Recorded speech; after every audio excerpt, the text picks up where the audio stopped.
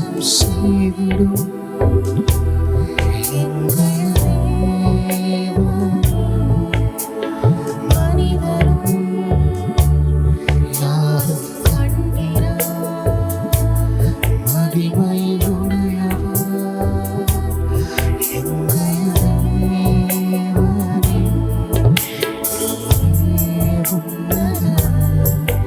நீரே பரிசுத்தர், நீரே மகத்துவர், உம்மை ஆராதிப்பேன்.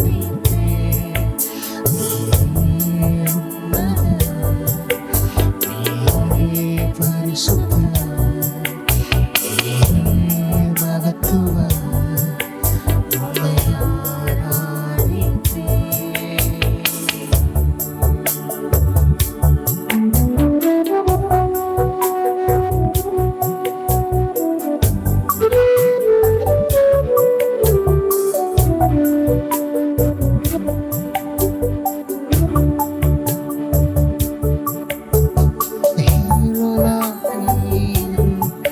உமக்கு ஆரம்பம் இல்லை,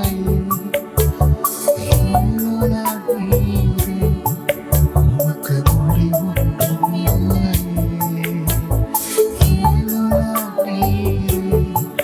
உமக்கு ஆரம்பம் இல்லை,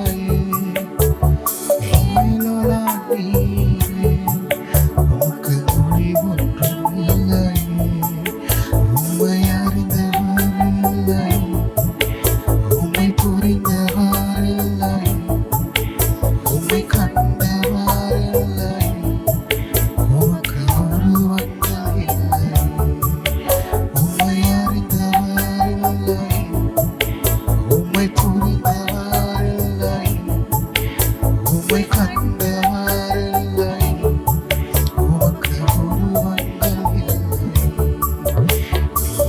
நீரே உன்னதர், நீரே பரிசுத்தர், நீரே மகத்துவர், உம்மை ஆராதிப்பேன். நீரே உன்னதர், நீரே பரிசுத்தர், நீரே மகத்துவர், உம்மை ஆராதிப்பேன்.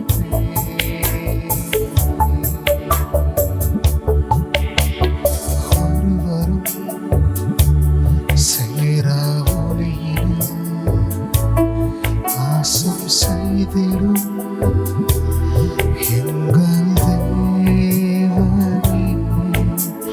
மனிதரும் யாரும் கண்டிரா மகிமை உடையவர் எங்கள் தேவனே. நீரே உன்னதர், நீரே பரிசுத்தர், நீரே மகத்துவர், உம்மை ஆராதிப்பேன். நீரே உன்னதர், நீரே பரிசுத்தர், நீரே மகத்துவர், உம்மை ஆராதிப்பேன். தேவனாய கர்த்தர் உங்களை ஆசீர்வதிப்பாராக. இந்த வாரத்தில் நம்ம தியானிக்கக்கூடிய வேத வார்த்தை சங்கீதம் 62:8. ஜனங்களே, எக்காலத்திலும் அவரை நம்புங்கள், அவர் சமூகத்தில் உங்கள் இருதயத்தை ஊற்றி விடுங்கள். இது என்ன மெசேஜ்னா, யாரை நம்பலாம், யாரை நம்பக்கூடாது.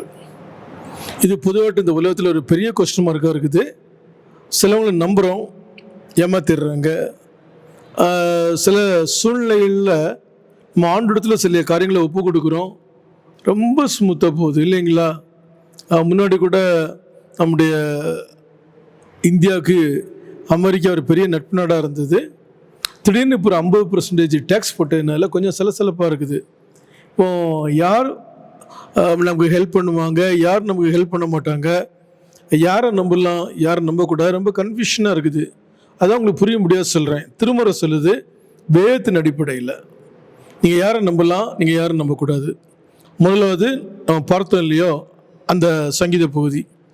சங்கீதக்காரனை தாவீது கூறுகின்றார், ஜனங்களே எக்காலத்திலும் அவரை, இந்த இடத்துல அவரை என்பது தேவனாய கர்த்தரை நம்புங்கள், அவர் சமூகத்தில் உங்கள் இருதயத்தை ஊற்றி விடுங்கள் என்று. சங்கீதம் 22:4-5 விதமாக கூறுகிறது. எங்கள் பிதாக்கள் உம்மிடத்தில் நம்பிக்கை வைத்தார்கள், நம்பின அவர்கள் நீர் விடுவித்தீர், உம்மை நம்பி வெட்கப்பட்டு போகாதிருந்தார்கள். யாரெல்லாம் தங்களுடைய வாழ்க்கையில் தேவனாய கர்த்தரை நம்புகிறாங்களோ அவங்களுடைய வாழ்க்கையில் ஆண்டு முதலாவது அவர்களுடைய ஆவி ஆத்மா சரீரத்தில் ஒரு பெரிய விடுதலையை கொடுக்குறாரு.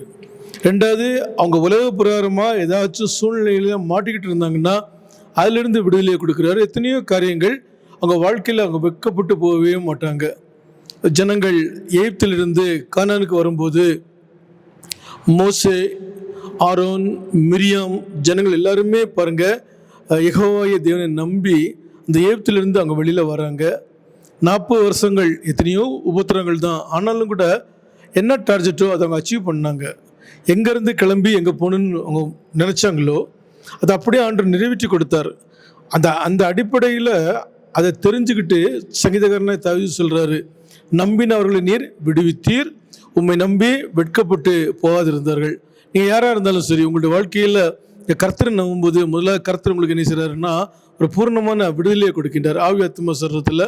ரெண்டாவது, எந்த சூழ்நிலையிலும் நீங்கள் வெட்கப்பட்டு போதை விட ஒரு பாதுகாத்துக் கொள்கின்றார். ஆண்டவரை நம்புங்க. ரெண்டாவது, சங்கீதம் 32:10 என்ன சொல்லுதுன்னு சொன்னால், கர்த்தரை நம்புகிறவனையோ கிருபை சூழ்ந்து கொள்ளும். கிருபைன்னா என்ன? அவருடைய அன்பும் அவருடைய தயவும். நீங்கள் எந்த அளவு இந்த நாட்களில் தேவனாய கர்த்தரை நம்புகிறீங்களோ அந்தளவு அவருடைய அன்பும் அவருடைய கிருபையும் எப்பவுமே சூழ்ந்து கொண்டிருக்கும். நாங்கள் எங்களுடைய அனுபவத்தில் பார்க்குறோம். என்னுடைய வாழ்க்கையிலையும் சரி, என்னுடைய குடும்பத்தாருடைய வாழ்க்கையிலையும் சரி, திருச்சபையில் அவர் நாடி வருகின்ற எத்தனையோ ஜனங்கள் அவருடைய வாழ்க்கையிலையும் சரி, அவருடைய அன்பும் அவருடைய இரக்கமும் எப்பொழுதுமே வெளிப்படுத்தப்பட்டு கொண்டே இருக்கிறது. மனுஷனால் சில விஷயங்கள் கூடாதுன்னு சொல்லுவாங்க, ஆண்டவரை நம்புகிறாங்க, அவருடைய வாழ்க்கையில் எல்லாத்தையும் ஆண்டவர் ஸ்மூத்தாக கொண்டு போகிறாரு. ஆகவே அந்த இடத்துல திரும்ப சொல்லுது, கர்த்தரை நம்புகிறவனையோ கிருபை சூழ்ந்து கொள்ளும். நீதிமொழிகள் 28:25 சோலமன் சொல்கிறாரு, கர்த்தரை நம்புகிறவனோ செழிப்பான்.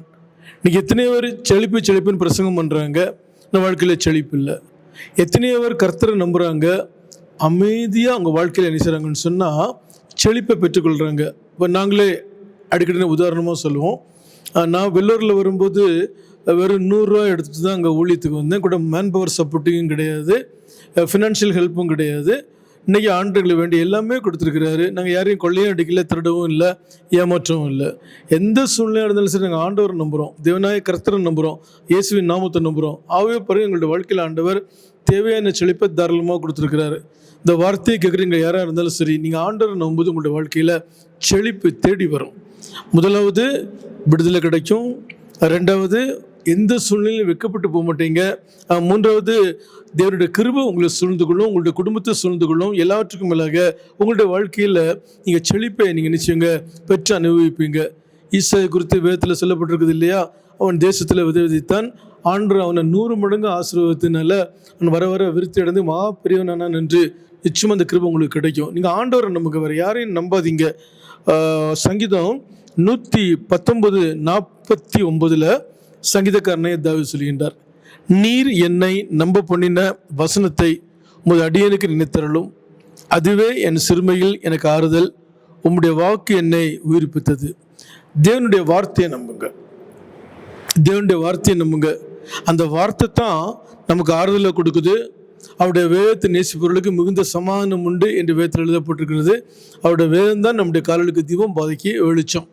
நீங்கள் யாராக இருந்தாலும் சரி, இந்த ப்ரோக்ராம் போகிறீங்க, இன்னிலேருந்து வாழ்க்கையில் ஒரு பழக்கத்தை நல்லா மனசில் வச்சுக்கோங்க. இங்கே எந்த அளவு வேதத்தை நேசிக்கிறீங்களோ, தேவனுடைய வார்த்தையை நேசிக்கிறீங்களோ, அந்தளவு உங்களுடைய வாழ்க்கையில் அந்த வசனம் உங்களுக்கு என்ன செய்யும், ஆறுதலை கொடுக்கும், உங்களை உயிர்ப்பிக்கும், உங்களை உயர்த்தும். சங்கீதக்காரனை தாவீது இதே சங்கீதம் 1 சொல்வார், வேதத்தில் பிரியமாக இருந்து இரவும் போலும் அவருடைய வேதத்தில் தியானமாக இருக்கிற மனுஷன் பாக்கியவான். அவன் நீர்க்கலின் ஓரமாய் நடப்பட்டு தன் காலத்தில் தன் கனியை தந்து இலையுதிராக இருக்கிற மரத்தை போல இருப்பான். அவன் செய்வது எல்லாம் வாய்க்குமா. உங்கள் வாழ்க்கையில் நீங்கள் செய்யக்கூடிய எல்லா காரியத்தையும் ஆண்டவர் வாக்கி செய்யணும்னா அவருடைய வார்த்தையை நம்புங்க. முதலாவது தேவனை நம்புங்க. இரண்டாவது அவருடைய வார்த்தையை நம்புங்க. மூன்றாவது யோசபாத் என்னும் தீர்க்கதரிசி இஸ்ரவேல் ஜனங்களுக்கு சொல்லுவார். 2 நாளாகமும் 20:20 வரும். யோசபாத் நின்று, யூதாவே எருசலேமின் குடிகளே, கர்த்தரை நம்புங்கள், அப்பொழுது நிலைப்படுவீர்கள், அவருடைய தீர்க்கதரிசிகளை நம்புங்கள், அப்பொழுது சுத்தி பெறுவீர்கள் என்றான். தேவனுடைய அபிஷேகிக்கப்பட்ட தீர்க்கதரிசிகள் இன்னைக்கும் இருக்கிறாங்க. ஒருவேளை நீங்கள் நினைக்கலாம், இப்போ எத்தனையோ பேர் மாய்மாலம் வந்துட்டு வாயில் வந்து எல்லாம் உளறிட்டு தீர்க்கதரிசனம்னு போகிறாங்க. தெரியும், அமைதியாக இருக்கிறோம். காரணம் என்னன்னா, நாளானது விளங்க பண்ணும். நீங்கள் மெய்யாகவே தேவனால் அபிஷேகிக்கப்பட்டவங்க, பரிசுத்த ஆவியினால் வழிநடத்தப்படக்கூடியவங்க, அவங்களோட லைஃப் ஸ்டைல் நீங்கள் பாருங்கள். தேவன் அவர்களோட கூட பேசுவார், அவங்க தேவனிடத்தில் பேசுவாங்க. அநேக காரியங்கள் அன்று வெளிப்படுத்தி கொடுப்பார். எதை எங்கே எப்போ சொல்லணும் அந்த ஊழியக்காரங்க தெளிவாக சொல்லுவாங்க. அப்போ ஆண்டவர் உங்களுக்கு கொடுத்துருக்கக்கூடிய தீர்க்கதரிசனம் நம்பும்போது உங்களுடைய வாழ்க்கையில் சித்தி பெறும் என்று வேதத்தில் எழுதப்பட்டிருக்குது. கர்த்தரை நம்புங்க, அவருடைய வார்த்தையை நம்புங்க, அவரால் அபிஷேகிக்கப்பட்ட தீர்க்கதரிசிகளை நம்புங்க, உங்கள் வாழ்க்கை நல்லா இருக்கும். இன்னொரு பாட்டு, யாரை நம்பக்கூடாது, அதுக்கும் மேல வசனம் இருக்குது. முதலாவது ஏசாயா 2:22. ஏசாயா தீர்க்கதரிசி விதமாக குறைகின்றார். நாசியிலே சுவாசமுள்ள மனுஷனை நம்புவதை விட்டு விடுங்கள், எண்ணப்படுவதற்கு அவன் ஏமாத்திரம். இந்த நாட்களில் அநேக மக்கள் மனுஷனை நம்பி மோசம் போகிறாங்க. அது சொந்தக்காரங்களாகட்டும், இல்லாவிட்டால் ரொம்ப க்ளோஸ் ஃப்ரெண்ட்ஸ் ஆகட்டும், அல்லது தெரிஞ்சவங்களாகட்டும். என்னை பொறுத்த வரைக்கும் ஒரு சில ஊழியரை கூட நம்ப முடியாத ஆட்களாக இருக்கிறாங்க. கையில் வேதத்தை எடுத்தவங்க எல்லாருமே பைபிள் டீச்சர்ஸ் கிடையாது, ஸ்பிரிச்சுவல்ஸ் கிடையாது, பாஸ்டர்ஸ் கிடையாது. எங்களுடைய அனுபவத்தில் நாங்கள் பார்க்குறோம். அந்த அனுபவத்தில் நாங்கள் சொல்கிறோம். நான் வெள்ளூருக்கு வந்து சர்ச் மினிஸ்ட்ரி ஆரம்பித்து 32 வருஷம் ஆகுது. கையில் பைபிள் எடுத்து 36 வருஷம் ஆகுது. எத்தனையோ பேர் நாங்கள் பார்க்குறோம். ஆகவே சொல்கிறோம், மனுஷங்களை ரொம்ப நம்பாதீங்க. நீங்கள் ஆண்டவரையும் மனுஷங்களை நம்பினீங்கன்னா உங்களை நடுத்தரில் விட்டு போயிட்டே இருப்பாங்க. அது யாராக இருந்தாலும் சரி. நான் அடிக்கடி சபையில் சொல்லுவேன், அவங்கள விடக்க அடுத்தவங்க டாப்பில் போகிறாங்கன்னா எந்த மனுஷனும் பொறுத்துக்க மாட்டாங்க. அதான் மனுஷன்னு சொல்கிறாங்க இல்லைங்களா? உங்கள் வாழ்க்கையில் நீங்கள் ஆண்டவரை நம்புங்க, எக்காலத்திலும் அவரை நம்புகள் என்று வேதத்தில் எழுதப்பட்டிருக்குது. கர்த்தரை நம்புகிறவன் தான் செழிப்பான். இந்த இடத்துல மனுஷன் நம்பக்கூடாதுன்னு பைபிள் வசனம் தெளிவாக சொல்லுது. நாசையிலே சோசமுள்ள மனுஷன் நம்பதை விட்டு விடுங்கள், எண்ணப்படுவதற்கு அவன் ஏமாத்திரம். எரேமியா தீர்க்கதரிசி 17:5 தெளிவாக சொல்லுவார், மனுஷனின் மேல் நம்பிக்கை வைத்து மாமிசமானதை புயபலமாக்கி கொண்டு கர்த்தரை விட்டு விளைகிற இருதயமுள்ள மனுஷன் சபிக்கப்படும் என்று கர்த்தர் சொல்கிறார். நீங்கள் தேவனை விட ஒரு மனுஷன் நம்புறீங்கன்னு சொன்னால் தேவனை விட்டு விலகிடுவீங்க, அவரோட வார்த்தையை விட்டு விலகிடுவீங்க, அவரோட பிரசனத்தை விட்டு விலகிடுவீங்க. உங்களுக்கு எந்த மனுஷன் ப்ராமிஸ் பண்ணுறானோ அந்த மனுஷன் முன்னாடியே போக ஆரம்பிச்சிருவீங்க. உங்களுக்கு தேவனை விடையும் அந்த மனுஷனுடைய வார்த்தைகள் மிகவும் பிரியமாக காணப்படும். நிச்சயமாக இந்த வார்த்தை உங்களை மோசம் போக்கும். அவங்க தான் சொல்கிறாங்க, நாங்களாம் அனுபவத்தில் பார்க்குறோம். மனுஷன் மேலே தெய்வத்தோடையும் நம்பிக்கை வைக்காதீங்க. எல்லா மனுஷங்களும் லிமிட், ஆனால் நம்ம ஆண்டவர் லிமிட்லெஸ். ஆகவே மனுஷன் மேலே அதிகமாக நம்பிக்கை வச்சு நீங்கள் என்ன செய்யாதீங்க, ஆண்டவர்கிட்ட விலகிடக்கூடாது. 2வது வசனம் என்ன சொல்லுது? 1 தீமோத்தேயு 6:7, நிலையற்ற ஐஸ்வர்யத்தின் மேல் நம்பிக்கை வைப்பது பின்மாற்றத்தை கொடுக்கும். ஐஸ்வர்யம் என்பது நிலையற்று தான். நீங்கள் ஒருத்தர் கையில் இருக்கும், இன்னொரு நாள் இன்னொருத்தர் கையில் வரும். இப்போ மத்தேயுலையும் மார்க்லையும் லூக்காலையும் பார்ப்பீங்க, ஐஸ்வர்யமுள்ள ஒரு வாலிபன், ரொம்ப நல்ல பையன், ஆண்டவருடைய எல்லா கட்டளைகளையும் எல்லா கற்பனைகளையும் அவ்வளோ அதிகமாக அவன் ஃபாலோ பண்ணுறான். ஆனால் ஆண்டவர் கூப்பிட்டு சொல்கிறாரு, நீ உங்களெல்லாம் விற்று நீ தரத்து கொடுத்துட்டு அப்புறம் நீ என்னை ஃபாலோ பண்ணி வா, உனக்கு நித்திய ஜீவன் கிடைக்குங்கிறாரு. இந்த வாலிபர் அப்படி வெக்ஸ் ஆயிடுறான். அப்போ அவனுக்கு நித்திய ஜீவன் கிடைக்கும், அவனுடைய ப்ராப்பர்ட்டிஸ் தான் அவனுக்கு மெயினாக தெரிஞ்சது. அந்த ஐஸ்வர்யத்து மேல் நம்பிக்கை வச்சு அவன் விலகி போன அந்த வேதத்தில் மிகவும் தெளிவாக மத்தேயு 19:10 எழுதப்பட்டிருக்குது. ஆகவே ஐஸ்வர்யத்தின் மேல் நம்பிக்கை வைக்காதீங்க. பணம் எல்லாவற்றுக்கும் உதவும், பண ஆசை எல்லா தீமைக்கும் வேறாக இருக்கிறது. போதும் என்கிற மனதோடு கூட தேவபக்தி தான் மிகுந்த ஆதாயமா. கடைசியில் ஒரே ஒரு வசனம், ரோமர் 8:8. அந்த வசனம் தெளிவாக சொல்லுது, மாமிசத்துக்கு உட்பட்டோர் தேவனுக்கு பிரியமாக இருக்க மாட்டார்கள். மாமிச சிந்தை மரணம். சிலவங்களை பாருங்க, எந்த காரியமாக இருந்தாலும் சரி எடுத்தோம் கவுத்தோன்னு செய்வாங்க. உங்கள் வாழ்க்கையில் எதுவுமே அவங்களுக்கு வின் பண்ணவே முடியாது. அதுதான் என்ன சொல்கிறாங்கன்னா, மாமிச சிந்தை. பேசும்போது சொல்லுவோம் இல்லைங்களா, கேல்குலேஷன் மைண்ட்.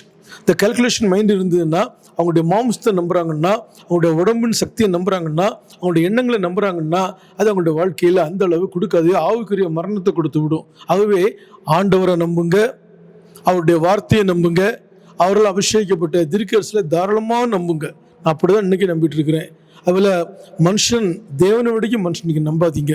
தேவனை விடைக்கும் மனுஷன் நம்பினீங்கன்னா நீங்கள் தேவனை விட்டு பின்மாறி போவீங்க.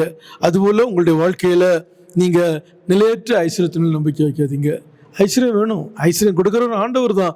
நீங்கள் ஆண்டவரை விடைக்கும் நீங்கள் ஐஸ்வர்யத்துக்கு முக்கியத்துவம் கொடுத்தீங்கன்னா உங்கள் வாழ்க்கையில் இந்த ஐஸ்வர்யம் உங்களுக்கு பெரிய கண்ணியாக முடிச்சிடும். கடைசியாக என்ன பார்க்குறோம்னு சொன்னால், மாமிசத்துக்கு நீங்கள் தயவுசெய்து இடம் கொடுக்காதீங்க. மாமிச சிந்தை மரணம். நான் சாச்சிருவேன், நான் எல்லாத்தையும் முடிச்சிடுவேன் நீங்கள் நினைக்காதீங்க. நீங்கள் எத்தனையோ பேஷண்ட் நாங்கள் பார்க்குறோம், சிஎம்சியில் போய் நாங்கள் பார்த்து ஜெபம் பண்ணுறோம், எவ்வளவோ நல்லா இருப்பாங்க, ஒரு நிமிஷத்தில் போயிடுறாங்க. நீங்கள் பேப்பரில் பார்க்குறீங்க இல்லைங்களா, நல்ல நல்ல புஷ்டியும் பசுமையும் உள்ளவங்கள்லாம் என்ன செய்கிறாங்கன்னு சொன்னால், ஒரு நோய் வந்தால் தாங்க மாட்டேங்கிறாங்க, ஒரு பேய் வந்தால் தாங்க மாட்டேங்கிறாங்க. ஆகவே மாம்சத்தையும் நீங்கள் நம்பாதீங்க. மாம்ச சிந்தை மரணம், ஆவியின் சிந்தையோ ஜீவனும் சமாதானம். இந்த கிருபை ஆண்டு தான் நமக்கு கொடுக்க வேண்டும். ஜெபம் பண்ணுவோமா? பரிசுத்த பிதாவே, உம்மை நன்றியோடு துதிக்கிறோம்.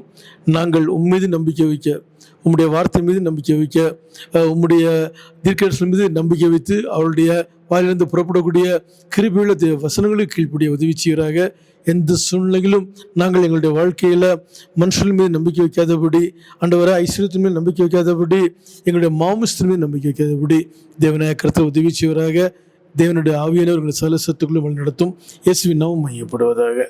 இயேசுவின் நாமத்தில் கேட்கிறேன், ஜீவனில் நல்ல பிதாவே, ஆமென். தேவன் உங்களை ஆசீர்வதிப்பாராக.